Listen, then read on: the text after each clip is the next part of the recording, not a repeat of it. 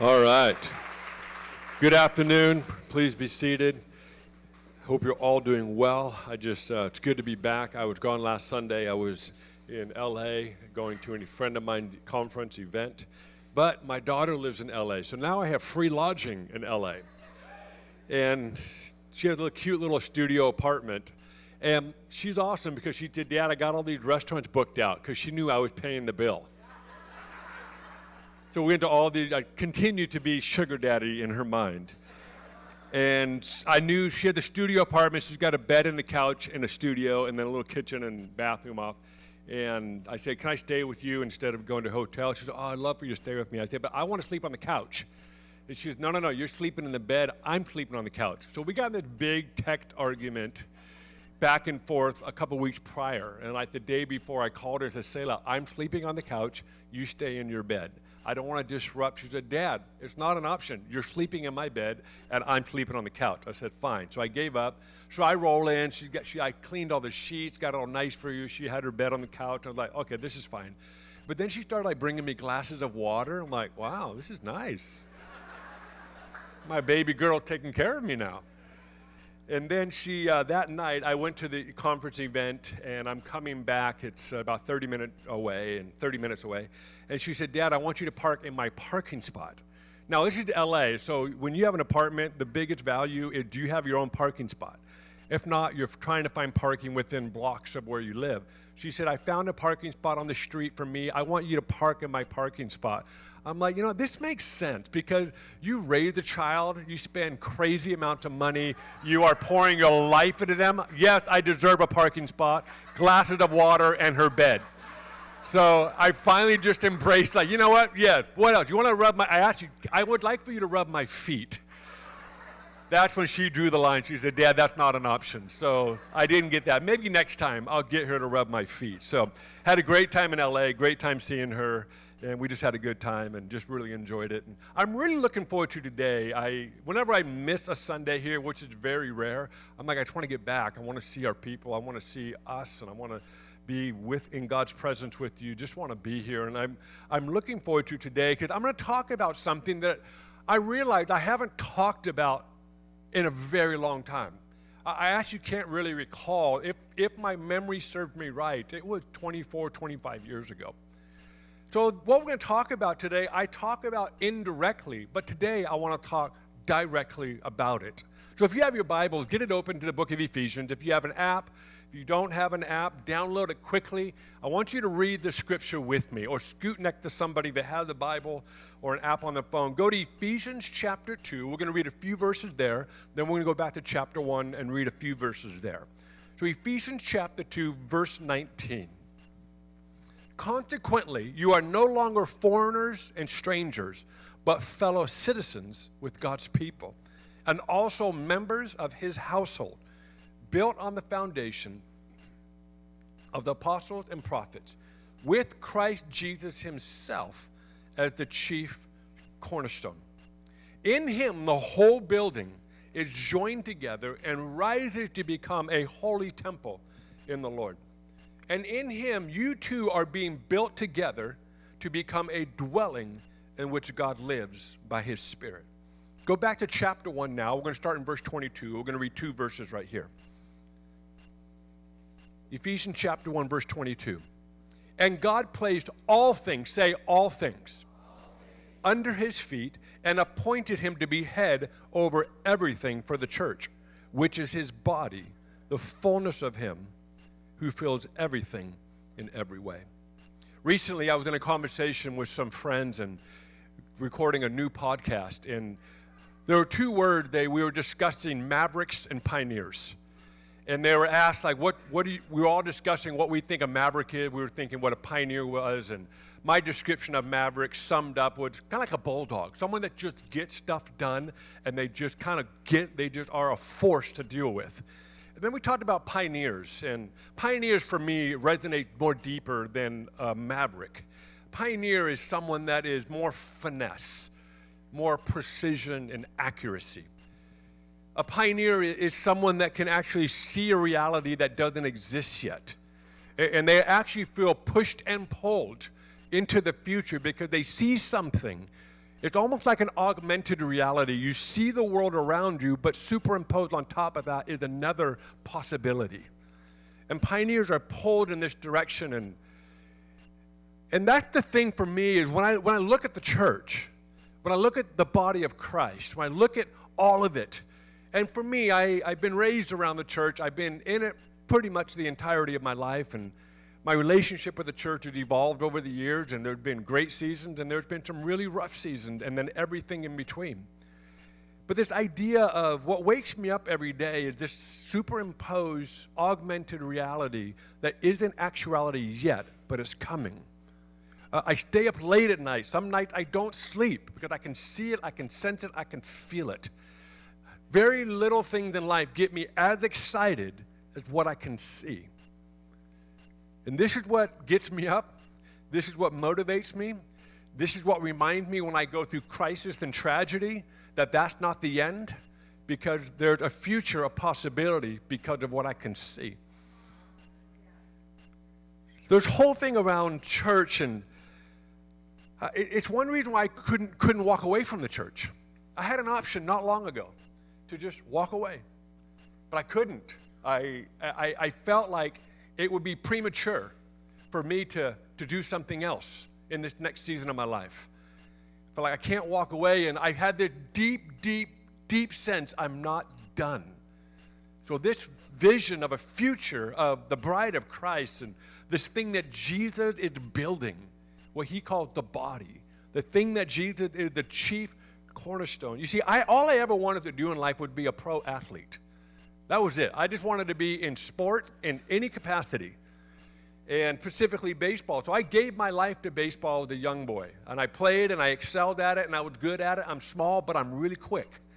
And I was a catcher, so I could throw people out on the bases like no one's business. That was my specialty, just quick and fast. I've lost some speed over the years, but in my mind, I'm still as quick. You know how that is. You're like, I feel like I'm 18, and you find out you're not near anything like you were. So I just don't play anymore, but I know that I could still play. You know, that relationship.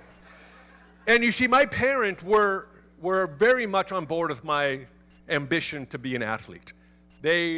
I'm sixth generation pastor on my dad's side, and I'm fourth generation Christian on my mom's side. So I had 5 options growing up: apostle, prophet, pastor, teacher, evangelist.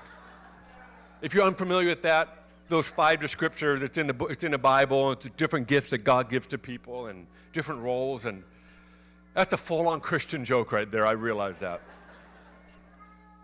But in all seriousness, that was never the 5 option. My parents raised me this way: son, what do you dream about doing? What is your passion? That's what we want to do. And sports was it. I never once felt pressure, never once felt or had a conversation with my parents about doing anything to do with the church. They were like, you love sports, and we love it just as much as you. I remember the day my dad bought a camcorder. Some of you remember these. Remember these old cameras you'd buy and you put on your shoulder with the VHS tape? Did anybody know what I'm talking about in here? Okay.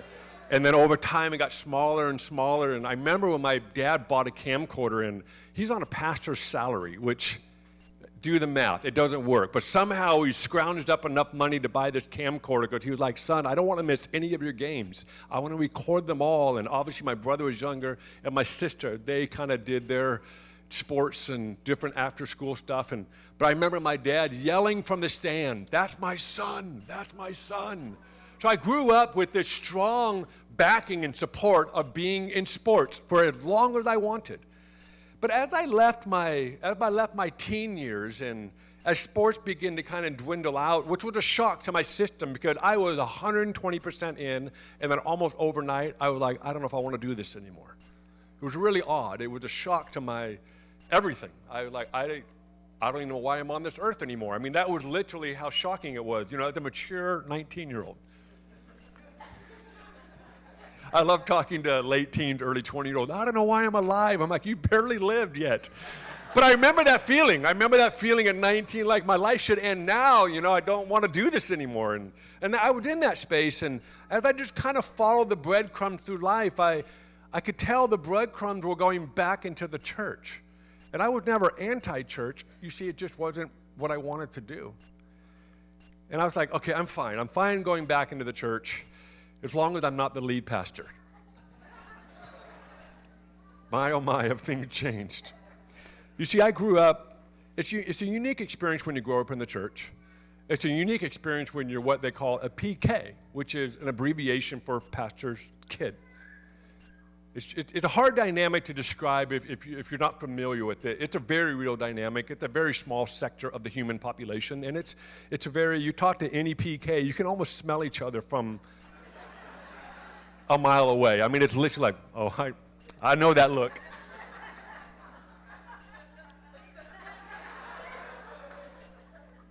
You see, my upbringing was unique. It was school dances. Was not allowed to go to a school dance. I want you to feel pity for me. School dances were considered of the devil. And some of you know what I'm talking about because this was your upbringing. And so we weren't allowed to go to school dances. So our youth group would create what's called alternatives, which is always inferior to what you're trying to copy. You know how that works? But we were convinced that alternatives were way funner, way better than what was going on at the high school campus that night at Friday night dance. Now, I could never tell you what was better because I never got to experience the other, so I had nothing to compare it to. But if I looked at my friends, I thought they're having way more fun than playing board games, eating a lot of candy in someone's house. That was also called alternatives. I got lectured about video games. Remember when the first Nintendo came out and Mario Brothers came out with it? This is before Super Mario Brothers. This was the base Mario Brothers.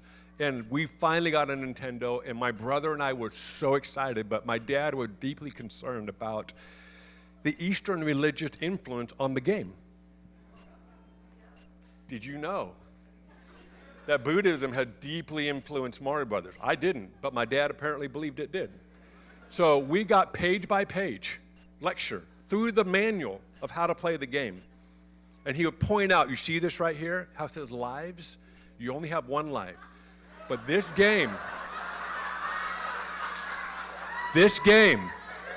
wants you to believe you have more than one life. You thought you had it bad. Sure, Dad. Yes, Dad. We only have one life. I get it. Okay. Can we play now? Not yet. Flip the page. And he went literally line by line through the whole manual to make sure we knew that this game did not have Christian biblical influence. Music. Music was always a war with Mom and Dad. So MC Hammer comes out with his album. Anybody know MC Hammer in here? Okay. And I was convinced this one would make the Christian music cut line. I don't know if you know, there was a cut line between Christian music and secular music. There was a cut line. And we were not allowed to listen to secular music. It was just like, that again, that was associated with the devil. And so Christian music. So I thought MC Hammer would make the cut because he has a song about prayer. You should get on Spotify later and just listen to some of his stuff. It's so good. So my dad, who knew nothing about what was good and okay to listen to, but I had two uncles that were both youth pastors. And my uncle that lived in the Bay Area, he was the most up to speed on what music we were allowed to listen to. And so my dad said, call Uncle Greg. So I called Uncle Greg and said, Uncle Greg, please let me listen to MC Hammer. If you say okay, then my parents will let me listen to it. So we had this long discussion. I said, remember that song about prayer? Read the lyrics, man. It's like full on. You got to pray or you won't make it through the day. I mean, it's just this whole thing. I'm going to go on the way home today. I'm going to put MC Hammer in. So he said, I'll call you back. I think it was 1 week or 2 weeks later, he called me and said, sorry, Eric, doesn't make the cut. You see, I grew up in a very, that was my upbringing. In fact, that my parents said, if you lift your hands in worship on Sunday, we will buy you ice cream after church. So every Sunday, eyes closed. I left it up for the whole time. I don't want just scoops. I want a full-on banana split. So the longer you left it up, for some reason in my head, that meant I could get whatever ice cream I wanted. And people would always get upset at my mom later in life. They'd say, you're not supposed to bribe your kids. And her response said, but look how it worked out for me. She had a point. You see, I have to be honest, my relationship with the church is complex. You may not know that, but it is complex. It's kind of like that stage in life where you're raising kids and you're apologizing to everybody for the mess they're making. I'm so sorry. Oh, I'm so sorry. We should probably go now. I'm so embarrassed. And then you get to the point where your response as a parent is so immature. Now you're apologizing for people how you're acting. See, that's my relationship with church. Some days I'm super proud. I'm like, this is it. Church is boss. Church is, and then other days I'm like, I am so embarrassed. I'm so, no, I'm not a pastor anymore. I quit. Nope, don't want to be associated with that thing. So I actually have this complex relationship with church. It's just the dynamic of it. Especially when you've been around it for so long. But I've realized that even when I had an opportunity to walk away from it, I couldn't. Because I'm deeply in love with what's possible. I'm deeply in love with what it is, and I'm more in love with the idea of what it's becoming. Some of you need to hear this today. It's time for you to be the church again. You also need to know it's time for you to be a part of what Jesus is building. It's really remarkable when you look at church history and you look at how many wars, how many dictators, how many authoritarian leaders, how many world systems have been designed to actually destroy the church. From day one, it existed. And yet today, Christianity is the largest sector of faith and religion in the world. What did that tell us? The more pressure, the more accusation, the more persecution, it actually amplifies it. You see, when the main metaphor of your faith revolves around death, it is a guarantee that the more pressure it experiences, the more attempt to diminish it will actually propel it even farther and even further. So understand that our faith actually does best under pressure. It does best when there's persecution. I'm going to read a verse to you. You can write it down for your note, but in Matthew 16:18, Jesus is talking to Peter, and he says this, "And I tell you, you are Peter, and on this rock I will build my church, and the power of death shall not prevail against it." So we've got this moment where it's a beautiful moment. I encourage you to read the whole story. It's on the heels of this amazing encounter with Jesus and Peter. It's phenomenal. It's so inspiring. But in this follow-up comment, he said, "Peter, I'm going to build my church, and the gates of Hades, the enemy, will not prevail against it." The word church here is actually a word that we call ecclesia. And ecclesia is actually a word that's actually quite a non-religious word. It's actually a word, Jesus would often take words that were non-religious, or in our word, doesn't have any Christian roots, and he would purify them, he would redeem them, and he would elevate them to another place. Another word that is that apostle. Apostle is not a Christian word. It's actually a word in the context of a political government taking over culture of the nation, and an apostle was someone the government would send in to culturize the people. And Jesus said, "I like that idea," and he pulled it in, and he uses it to talk about what he wants to do at the church. So this is what Jesus would do. He would take words and redeem them or redefine them for kingdom purposes. And ecclesia is one of those words. Ecclesia means an assembly. And in Greek culture, an ecclesia, the idea was this, that you got together to discuss and determine policies and politics and the ways of government. So Jesus takes this word that's used in culture and pulled in. He said, "Peter, I'm going to build my ecclesia, and the enemy will never be able to prevail against it." So the idea of an assembly is not our idea. The idea of gathering is not a man-made human idea. The idea of church is something that God actually set forth. So what we're doing here is not something that somebody thought up a few thousand years ago and thought, you know what, we should just line some chairs up and talk and pray and worship and do all this. No, this was Jesus' idea. Now, I understand there are people in this room and people outside of this room, you might have different preferences on how the assembly takes place. The problem is we moralize our preferences when it comes to church. Well, that's not really the church. Church is when we meet in homes. I'm just going to say this. There are so many different models and expressions of ecclesia, and I'm so glad there's a million options, because I would frankly get so bored if there was only one model of ecclesia. And what I've noticed is a lot of people complain about one model, so they create another model, and guess what? They end up with the same dynamic and issue, the model they rejected. So whenever you react to a problem, you will create another set of problems. So whatever your preferences are for the ecclesia, for the church, you can have them, just don't moralize them and don't spiritualize them. Because the idea of gathering, whether 2 or 3 or thousands, was not our idea. It was Jesus' idea. We actually are not the one that came up with the idea and the one that actually built the church, but he's invited us to participate in what he is doing on the earth.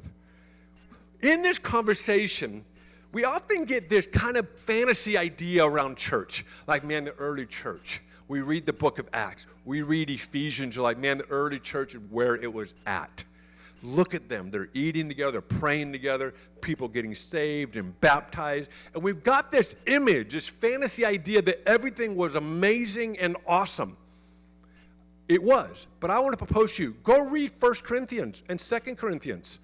There were some huge dysfunctions in the church. Massive dysfunction. Incredible sexual immorality. If you think it's bad today in 2024, you need to go back to the Roman Greek Empire and study how far they took sexual freedom. It was atrocious. Today is light compared to what they experimented with. So this idea that the early church was great and perfect, there's no issue, is a fantasy. Incredible sexual immorality. Racism was running hardcore through the early church. Hardcore through the disciples. You had people suing each other, going to court, taking care of matters outside of the construct of a Christian habits and practices. So if you think the early church had it dialed and there was no dysfunction, you're mistaken. It's a fantasy, because it was broken and dysfunction then as it is now. Are you with me this afternoon? And I realize this is the hard conversation, because some of us, like, I've been so hurt by the church. I've been so wounded by the church. And we've got this growing number of people. They say 47% of churchgoers express they don't want to go to church because that's where they've experienced the most pain, the most trauma. It's staggering. It's defeating. It's deflating. But all I want to do today is recognize this is not a new dynamic in church. You know why this exists? Because there's humans involved. I was thinking this week, actually, about fruits of the Spirit. I love fruits of the Spirit. The Bible talks about the gifts of the Spirit, and then it talks about the fruits of the Spirit. Here's a few of them: joy, peace, long-suffering, patience. I mean, it's just self-control. It just goes on and on. What I've noticed, there is no way on earth to see if you have those fruits of the Spirit if there's no other humans involved. It's impossible. You can't tell if you have patience until you get another human involved in your life. You can feel like, man, I am the most patient person on earth, and yet you live all by yourself. You don't interact with humanity. You go to methodical, you have a cup of coffee, earphones on, and you just plug away in your own life. You go to the gym, and your only conflict is someone's using the machine you want to use. And man, I got so much patience. I'll tell you what, you don't know if you have patience until you've been around some people. That's it. Long-suffering. Long-suffering is another one. Man, I can suffer long. No one can talk about being long-suffering until you have a few decades under your belt under the same complex dynamic issues. It's amazing how many people are inspired to teach on theory. I've seen people move from one season to the next season, and a month into their new season, they're coming out books, TikToks, and podcasts. I'm like, wait, those are all theories. It's worked for a month, but I want to see if it works for 20 years. I always told myself, do not write books on parenting until you've raised kids. We've now raised kids. I'm like, I am definitely not writing a book on parenting right now. You see, we've got to understand there are theories that are amazing on paper. They work for a season, but the fruits of the Spirit can only be true if it's tested in other humans for long periods of time. Joy. I mean, talk about joy. Joy is one of the most complex fruits of the Spirit. Because we think joy is when something amazing happens.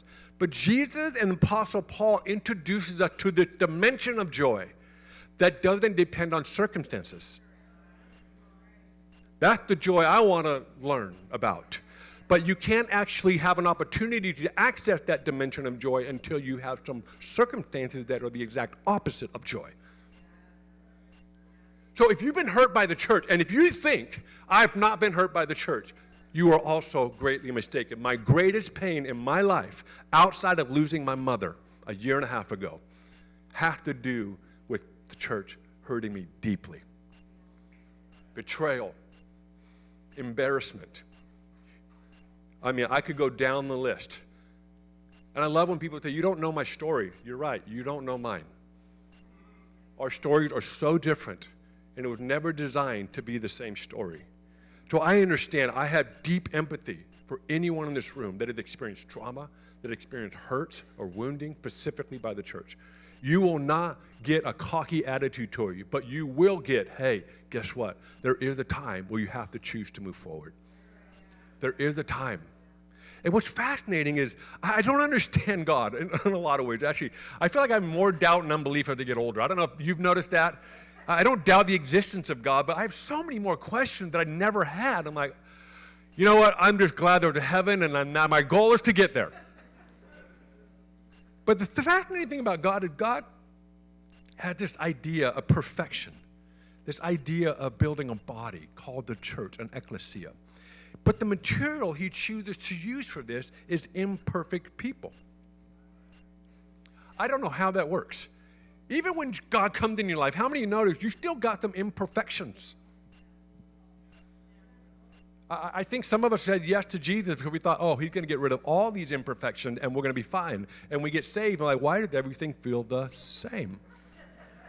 One more week. Okay, all right, one more week. We raise our hand again the next time, and all of a sudden we're like, why did everything feel the same? See, the difference is you want somebody to get your hands on you, to pray for you, to remove all this, and Jesus is like, I want to take you through the journey of life. So he decides to use imperfect people to build something that's perfect. That mathematical equation does not exist in human reasoning or human logic. But that mathematical equation works when you look at the beauty of grace and mercy. And what's funny is we often don't like being around imperfect people. And we all know by now God uses imperfect people to shape us and grow us and cause us to mature. But did you know you are also the imperfect person that God is using to grow somebody else? I don't know if you ever thought about that. Like, no, not me. I got all my ducks in a row. No, I guarantee you there are people in your life right now that can't stand you. And God is using you. He's using all your imperfections to make it harder for someone else.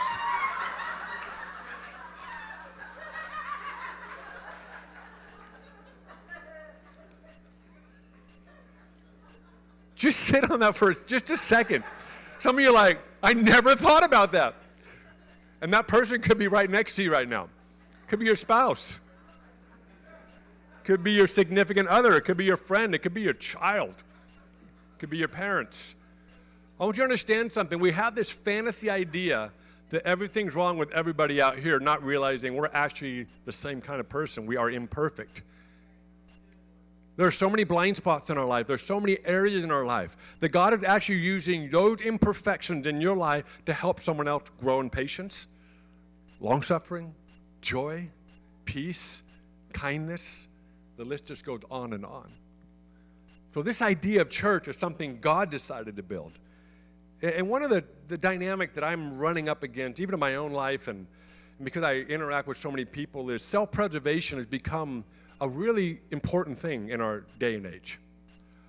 I've been hurt so much, I'm going to self-preserve myself and protect myself from ever experiencing the opportunity to get hurt again. And yet we're longing for authenticity, intimacy, and vulnerability. Our soul is longing for this, but we preserved ourselves enough where it's not even an option. You see, self-preservation's good, especially when you go back thousands and thousands of years where you realize you're not on the top of the food chain and there are animals out there that want to kill you. So self-preservation's really great there. Like, it's just survival. But my concern is that we've gotten so self-preserved in modern day that we never get out of it. Our boundaries are so strong, are so high, and so thick that no one's allowed near this place deep in my soul again, because I am never going to let someone hurt me again. Guess what? You'll never be the person your soul longs to be, because you've just removed all the opportunities to grow and to be the man that you long to be and to be the woman you dream to be. Guess what? The church is one of the greatest incubators for growth. The church is one of the greatest incubators for creativity. The church is one of the greatest vehicles for God to build something in you that you can never do by yourself. So be careful. And I understand some of us, you've been hurt to a point you need a season where you need to just go off to the side. I understand that. But I feel like I'm supposed to say this out loud. Some of you have been in that season and you've chosen to stay there. And I'm here today to say, guess what? It's time for you to embrace and participate in the church that Jesus is building. It's time for you to come out and give yourself an opportunity to find out if your faith is actually a real thing. The other thing, too, are you guys still with me? Take a few more minutes here. The other thing, too, is we don't realize churches are actually very similar to a hospital. Churches actually have an underlying theme. It's not the whole picture, but it's actually a part of the dynamic. And years ago, Candace and I were youth pastors at the time, and we were experiencing some beautiful things God doing in the northern part of California, in Redding and Weaverville. We were kind of going back and forth, and just amazing things happening, people getting saved, people getting set free and healed. I mean, it's what you would call God is moving. And we had a young gal in our youth group at the time, and she was 16, 17, somewhere in there. And she comes from a really beautiful family, really dear friends of ours at the time. And some days she was really devoted to Jesus, and other days it was like she forgot she was devoted to Jesus. So her life is back and forth, but deep in the essence of who she was, we realized, okay, she really wants to follow Jesus. And when you're in a small town of 3,000 people, sometimes your next option is leave. Just get out and go somewhere else. So she applied to go to this ministry school that was down in Southern California, and I was her reference. So I got a call from the school, and they said, Pastor Eric, you're on your reference for this person, and would you mind just telling us a little bit about her? So I told them all that. I explained, said, I'm not going to sugarcoat this. This is where she's at. But as her pastor, Candace and I, we feel the next step for her to get out of this environment and get around other people that are committed to following Jesus, and she'll get caught right up in that momentum. So we're telling her all that, and also letting her know that this is some decisions that she's making that aren't great. And the person on the phone replied and said, oh, I thought God was moving there. And I was like, I don't know where that had nothing to do with what I said. Then I realized, oh, in her mind, when God's moving, there's no problems. When God is moving, there's no brokenness. In fact, I'm going to propose to you, when God is moving, there's more brokenness. Why? Because when you know you can get healed, guess where you go? You go to hospitals. You go to places that have hope of what's actually possible. So church is not a place where everything buttoned down, the I's are dotted and the T's are crossed. It's actually the opposite. You can't find the I and you can't find the T. And this is the vehicle that God decides to create. This is the container, the incubator He decides to create. So you can become someone that's no longer broken. That's no longer living in their past, but moving into the future and living from a reality of redemption and grace and mercy, and you did nothing for it. This is how God decides to do it.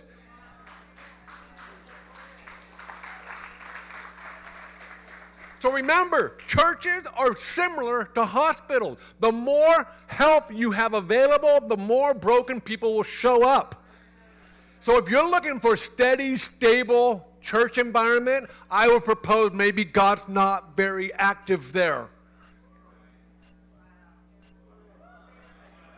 So I'd much rather have people coming in that are longing to be set free, that are longing to be hope-filled when they have no hope, that are longing to be loved, that have dynamics that are hard to explain and articulate. I'd much rather have that environment. So if you're looking for stable, steady, there's nothing chaotic or nothing confusing, everything just nice and ironed out, that scares me so deeply that we would ever want that kind of environment. I feel like today I'm here to say this. Jesus is asking you to move into a season to help build what he wants to build. If you have your Bible, we're going to do one more little piece here, and then I'm going to wrap this up. 1 Samuel chapter 22. 1 Samuel 22. I find it difficult to read these beautiful passages and not get the context. And so I'm going to ask if you would help me tonight by reading 1 Samuel 22, at least a few chapters around it, just to get some context. But at this point, this is about a young man named David who'd been anointed king, but now he's a fugitive. All the nations are against him, and he's in a pretty dark spot in life, and he's running for his life. And so we pick up in chapter 22, verse 1, and we're going to read the first two verses. David therefore departed from there and escaped to the cave of Adullam. So when his brothers and all his father's house heard it, they went down there to him. And everyone who was in distress, everyone who was in debt, and everyone who was discontented gathered to him. So he became captain over them, and there were about 400 men with him. This is a really fascinating passage. Could you notice that everybody's in debt? Everybody is in distress, and everybody is discontent. It's amazing how you always find people with the same frequency of what's going on in your soul. I have the unique privilege of people coming up to me and they say something like this. Hey, listen, I have some concerns, and there's a lot of people share the same concerns. I'm like, I'm sure, I think you're right. But what we don't realize is that you actually attract the wrestles that you are wrestling with. Let me put it simply. Sad people attract sad people.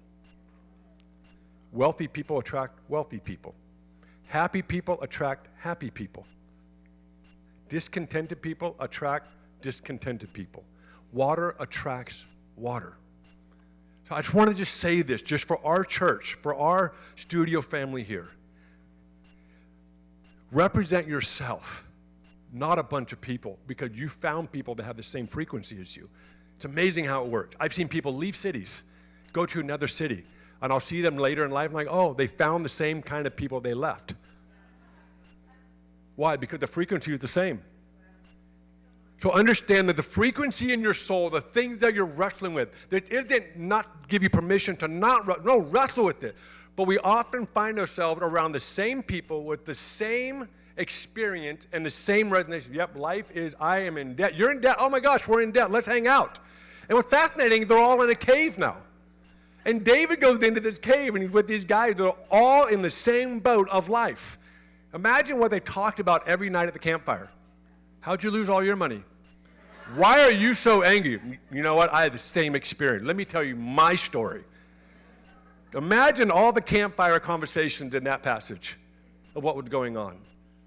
So caves are good because you find your tribe, but if you don't ever leave the cave, that's where you'll end your life. That's the tone of your life for the remainder of your life. And what we find through the rest of this story is David somehow gathered these men and he gets them to leave the caves of Adullam. And I have a sense some of you are in the cave of Adullam and the time is done with the caves of Adullam.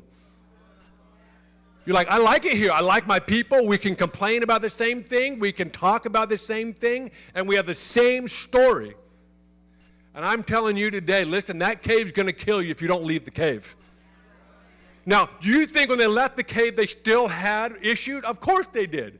But over the course of their life, these men turned into the most feared army unit of soldiers in all of Israel's history. And they went down in history as the mighty men of David. If you haven't read 2 Samuel chapter 23, you have not lived life yet. These are the most legendary men, battle warriors you will ever read about. tonight, go read chapter 23 in 2 Samuel. These are the same men that were in a cave, in debt, distressed, and discontented. How did David get them to leave the cave and to become the most feared men in all of Israel's history? He gave them purpose. He gave them a purpose. He believed in them. He gathered with them where they were at. I want to talk to leaders in this room. If you want to find people that will change the world with you, find the ones in debt. Find the one that are discontented and distressed. Find them. Meet them where they're at, then give them purpose. Because when you give people purpose, it's amazing how quickly you leave your stories for a new story. And all of these men believed in the purposes of God over David's life. They said, we will give our life for this man to become king as God promised. So my message to you today is diverse. We just took one topic and hit it from multiple angles, and I'm going to put a period on that for now. And we may revisit it in the future. But I am here primarily to say this. I believe God wants us to leave the caves of Adullam, find purpose in what he is doing on the earth. So I want to be here to just say this. God is inviting you to participate in the purposes of what he is doing on earth. Why don't you stand?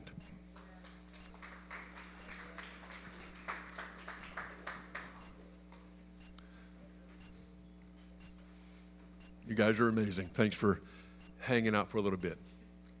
Chris, thanks for the hat throw. I assume that's a good thing. I'm not, yeah, okay. Well, some church cultures, they throw money. So next time, no, I'm joking. We'll give it away, I don't know. Let me pray. Jesus, thank you. Thank you for this amazing group of people. And I understand and I empathize with all of our stories and the dynamics that we're experiencing. And I want to take a moment and pray for the ones that would say, I've been hurt by the church. I'm still working through some dynamics. And I just want to say, you have permission to work through those things. You have permission to get help, to seek God for healing. And in no way am I de-empathizing or being unempathetic. I want you to know that I empathize. And alongside that, I say sometimes you have to find purpose to leave that season. And we actually need you to help build what Jesus is building on earth. Because God uses each and every one of us to build something that stands the test of time, and so far has worked really well. And so I pray for everyone in this room today, no matter where they're at in their own journey with, quote, church, that today will be a moment of healing. At minimum, will be a catalyst to move towards healing and restoration. And then I pray for the ones in this room that they would find purpose from here on out. They would find deeper purpose in what you're doing on the earth. We would no longer live in our own bubbles or caves or whatever you want to call them, but we would actually go, God, what are you doing on the earth? And I want to be a part of that. I want to be actively engaged in that. So I pray that studio, this would become a new moment for us as the church, or the church community. That we be a mixture of people who have already left the cave from people that are still in the cave, and it's time to leave the cave. But at the end of the day, we will find purpose in participating in what you're doing on earth. And everybody said, amen. Amen. Thank you.